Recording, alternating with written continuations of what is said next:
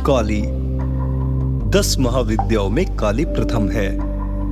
महाभागवत के अनुसार महाकाली ही मुख्य है और उन्हीं के उग्र और सौम्य 2 रूपों में अनेक रूप धारण करने वाली 10 महाविद्याएं हैं। विद्यापति भगवान शिव की शक्तियां, ये महाविद्याएं अनंत सिद्धियां प्रदान करने में समर्थ है। दार्शनिक दृष्टि से भी काल तत्व की प्रधानता सर्वोपरि है। इसलिए महाकाली या काली ही समस्त विद्याओं की आदि है, अर्थात उनकी विद्यामय विभूतियां ही महाविद्याएं है। ऐसा लगता है कि महाकाल की प्रियतमा काली ही अपने दक्षिण और वाम रूपों में 10 महाविद्याओं के नाम से विख्यात हुई। बृहन्नील तंत्र में कहा गया है कि रक्त और कृष्ण भेद से काली ही 2 रूपों में अधिष्ठित है। कृष्णा का नाम दक्षिणा और रक्त वर्णा का नाम सुंदरी है।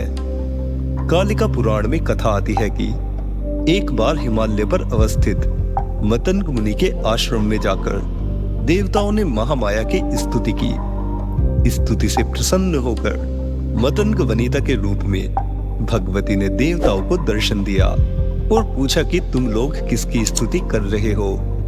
उसी समय देवी के शरीर से काले पहाड़ के समान वर्ण वाली एक और दिव्य नारी का प्राकट्य हुआ। उस महातेजस्विनी ने स्वयं ही देवताओं की ओर से उत्तर दिया कि ये लोग मेरा ही स्तवन कर रहे हैं। वे काजल के समान कृष्णा थी, इसीलिए उनका नाम काली पड़ा। दुर्गा सप्तशती के अनुसार एक बार शुंभ निशुंभ के अत्याचार से व्यथित होकर देवताओं ने हिमालय पर जाकर देवी सूक्त से देवी की स्तुति की। तब गौरी की देह से कौशिकी का प्राकट्य हुआ। कौशिकी के अलग होते ही अम्बा पार्वती का स्वरूप कृष्ण हो गया, जो काली नाम से विख्यात हुई। काली को नील रूपा होने के कारण तारा भी कहते हैं। नारद 5 रात्र के अनुसार एक बार काली के मन में आया कि वे पुनः गोरी हो जाए। यह सोचकर वे अंतर्धान हो गई। शिवजी ने नारद जी से उनका पता पूछा। नारद जी ने उनसे सुमेरु के उत्तर में देवी के प्रत्यक्ष उपस्थित होने की बात कही।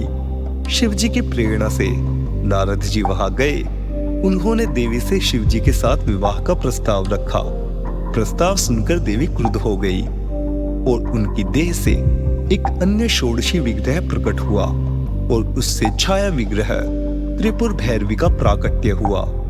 काली की उपासना में सांप्रदायगत भेद है। प्रायः 2 रूपों में इनकी उपासना का प्रचलन है। भव बंधन मोचन में काली की उपासना सर्वोत्कृष्ट कही जाती है। शक्ति साधना के 2 पीठों में काली की उपासना श्याम पीठ पर करने योग्य है। भक्ति मार्ग में तो किसी भी रूप में उन महामाया की उपासना फलप्रदा है, पर सिद्धि के लिए उनकी उपासना वीर भाव से ही की जाती है।